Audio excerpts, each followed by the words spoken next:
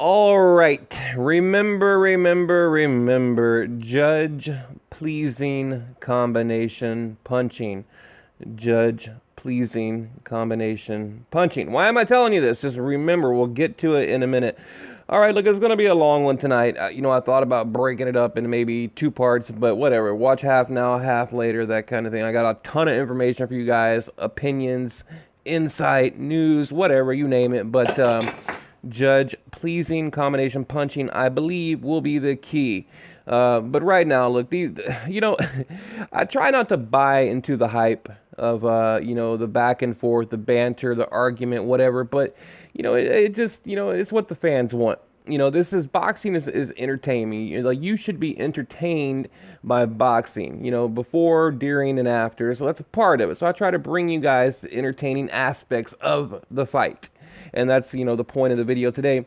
Team Canelo, Team Golovkin going back and forth, and it's getting heated up, but I like it because I think it's going to make just a great fight. There's a lot on the line, a lot of emotion, a lot of anger, a lot of tension, a lot of everything. It's just like a blender of high intense, high level emotion. So, but before we get to that, Gennady Golovkin right here looking good, checking out the forearm there, looking good there with Miss Ali there.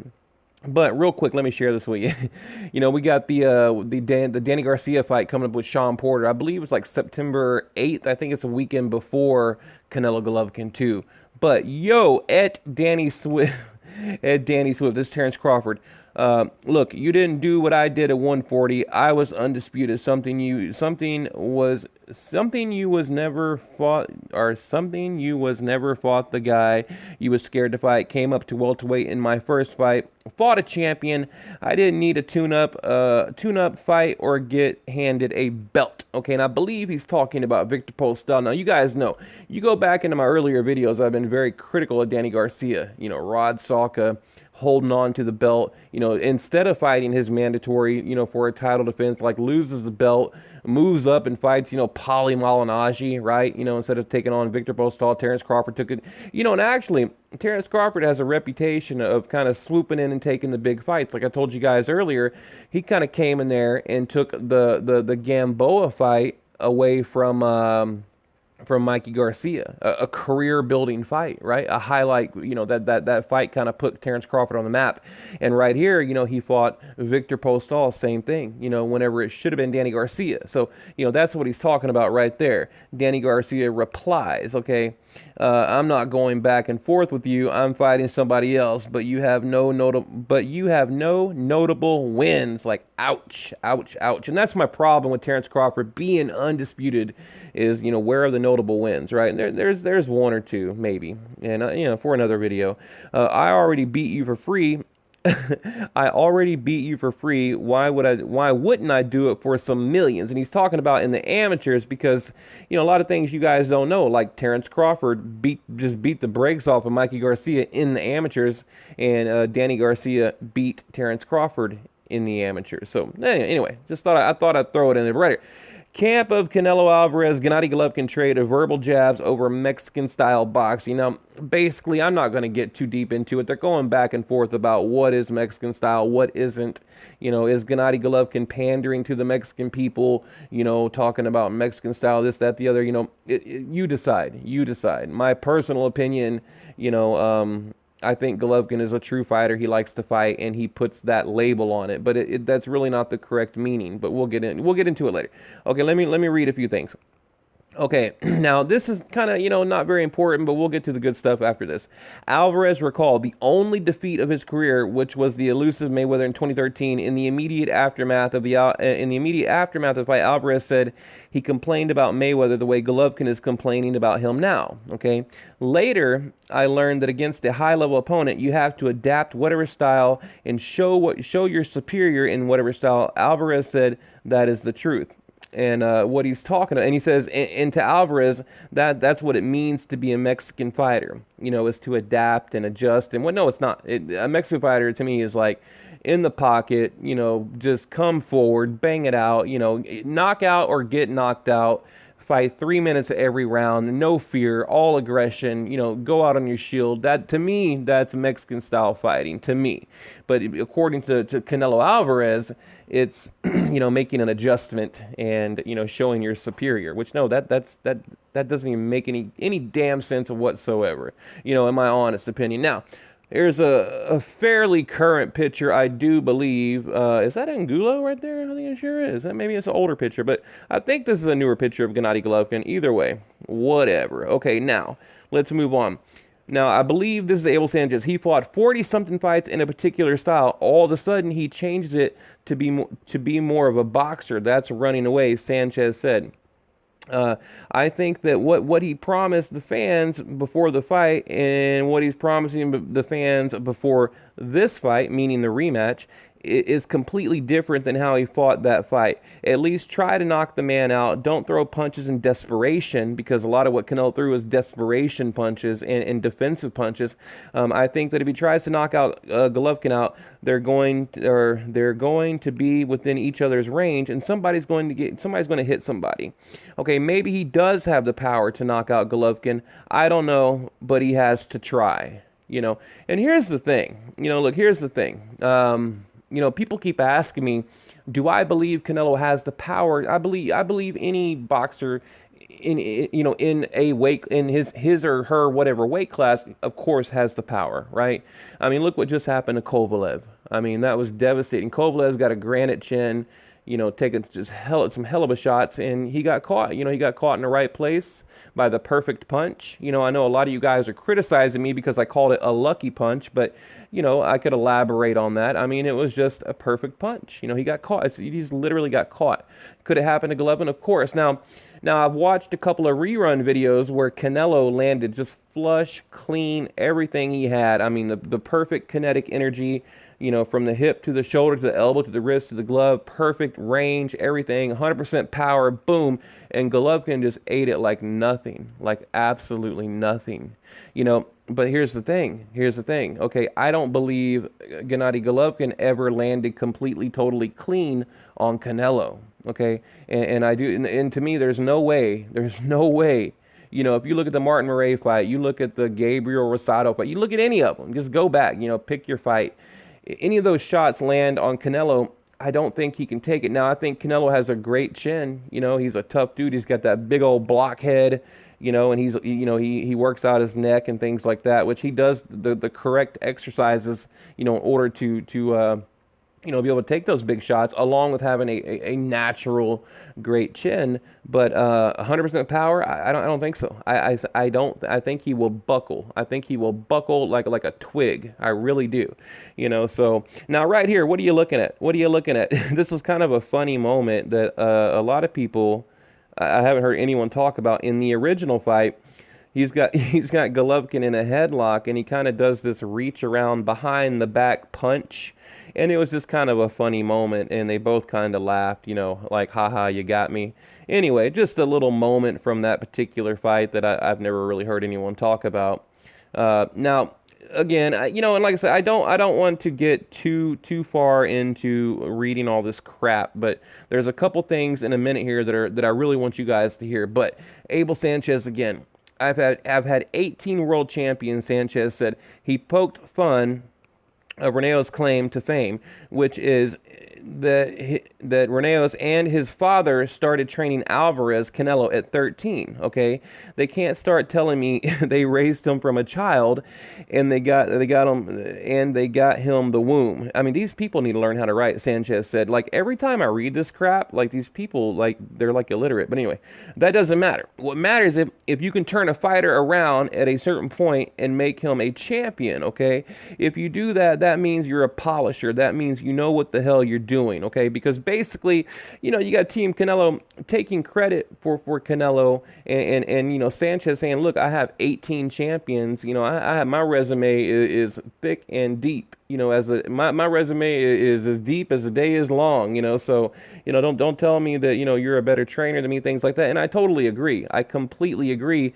And a lot of times I even question Canelo's training, like his coaches. I mean, he's done a great job, but how much of that is natural ability. How much of that is just adaptation, learning on the job, and how much of that is actually being taught and trained, by, a superior, someone that's knowledgeable, and of course, I mean, now over the years, I'm sure they've learned a lot about coaching, but I've always wondered because I've never seen like any just great boxing knowledge handed down to Canelo, from Chepo or whoever, right? So I always wonder about, I guess, the quality of his coaching, So, and like I said, I think a lot of it is Canelo. Now, let's get to the good stuff. Okay, the fans have lost faith in the former two-division world champion Canelo after he twice popped dirty for clenbuterol during the VADA test last February, as well as controversial 12-round draw against Gennady Golovkin last September.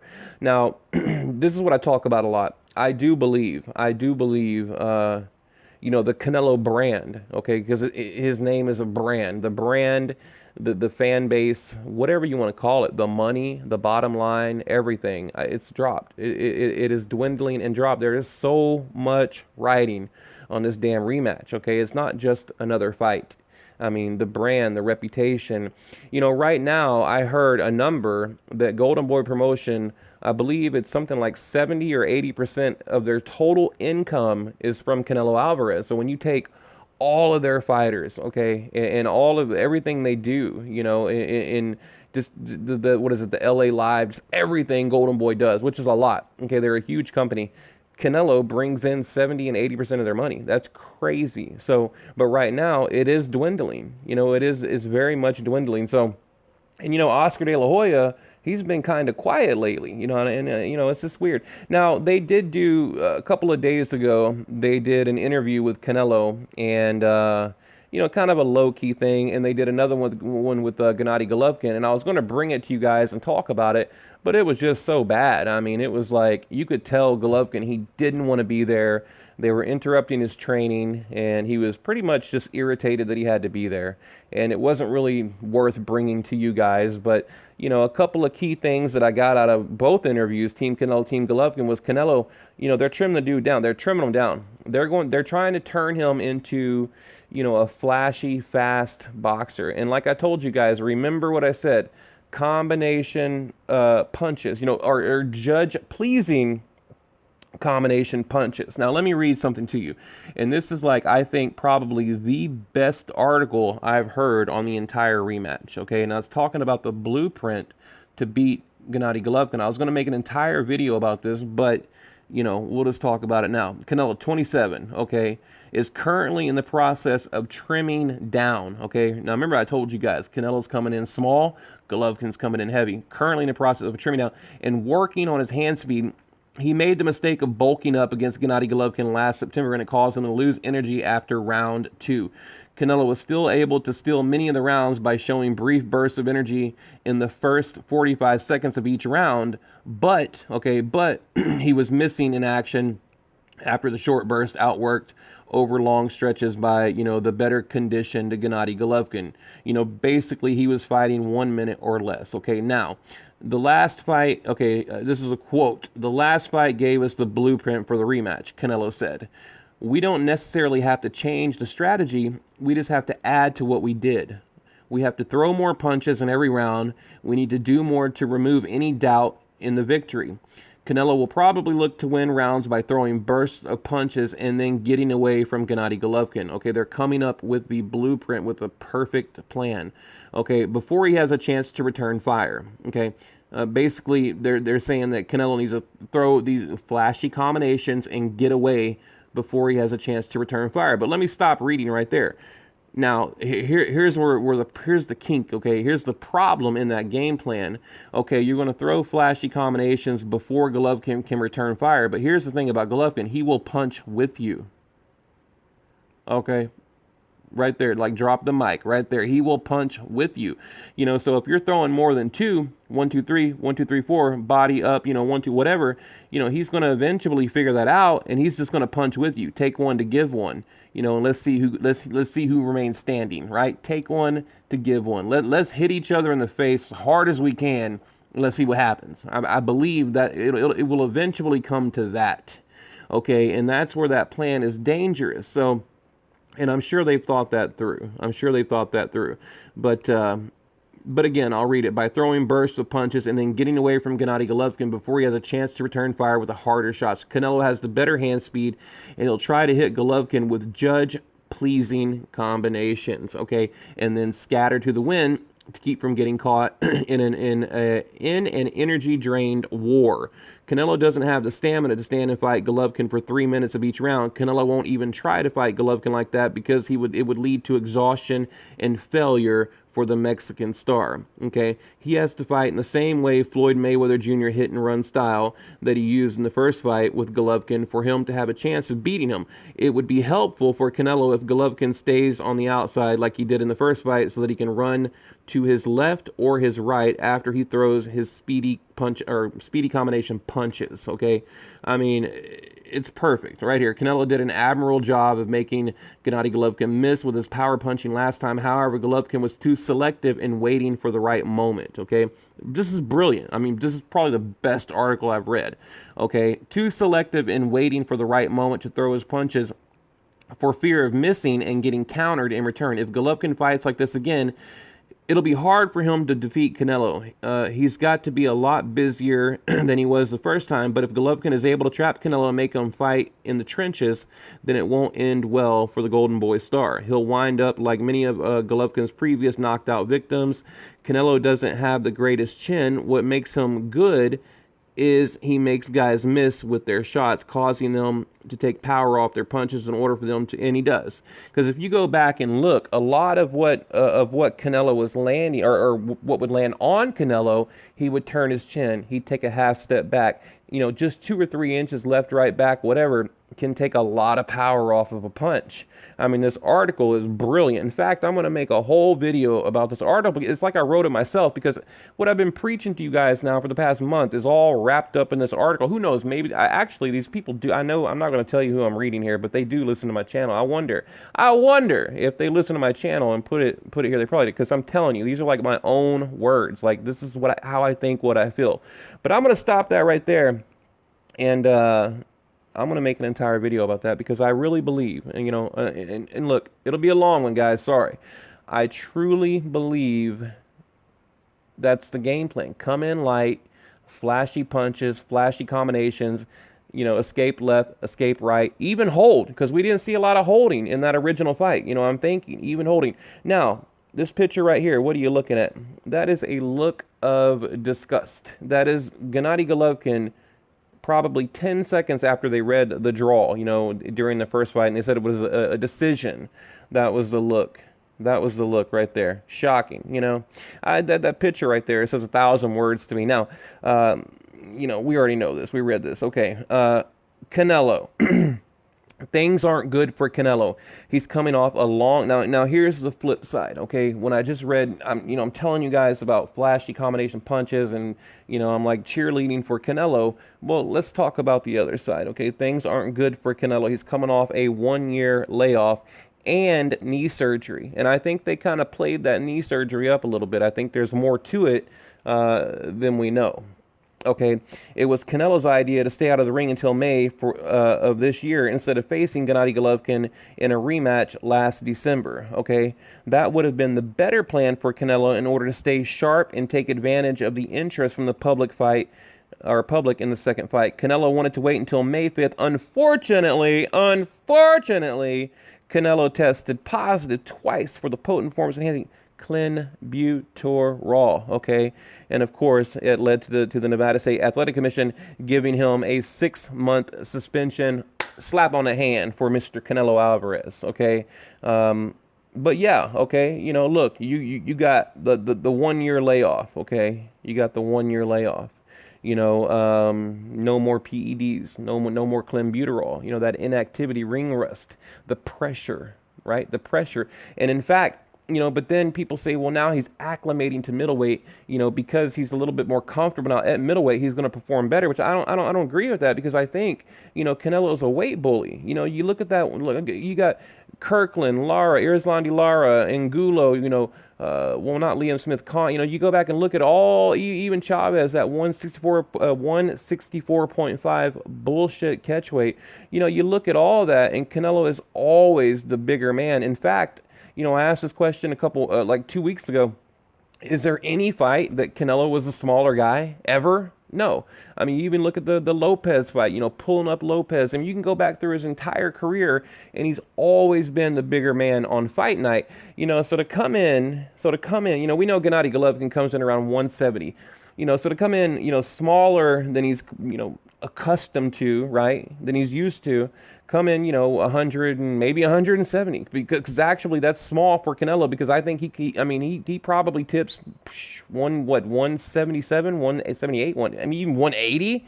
Like, we don't know because he won't get on a scale, but he's going to come in small. I don't know. So again, I think that might help him in one area, but hurt him in another, right?